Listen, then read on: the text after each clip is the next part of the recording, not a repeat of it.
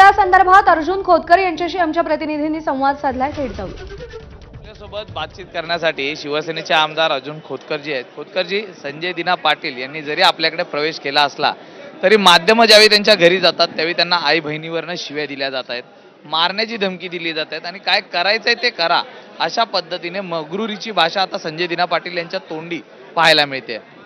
खरं तर मी आता सभागृहात होतो, मी काही बघितलं नाही काय आहे ते खरं, आणि जर तुम्ही सांगताय ते खरं असेल तर निश्चितपणे याची दखल शिंदेसाहेब घेतील.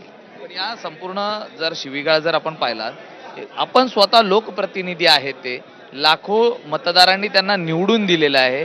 ठीक आहे, ज्या काही राजकीय घडामोडी घडल्या त्याच्यानंतर माध्यम आपसूक आपल्याकडे येत असतात, आपली प्रतिक्रिया जाणून घेण्यासाठी येत असतात की आपण तो निर्णय का घेतलात. मग अशा वेळी त्यांना शिवीगाळ करणं, मारण्याच्या धमक्या देणं हे योग्य आहे? आणि हे असं असेल तर खरं तर निश्चितपणे लोकशाहीचा चौथा स्तंभ म्हणून आपण प्रेसला संबोधित होतो. जर असं खरंच झालं असेल तर निश्चितपणे त्याची दखल माननीय शिंदेसाहेब घेतील.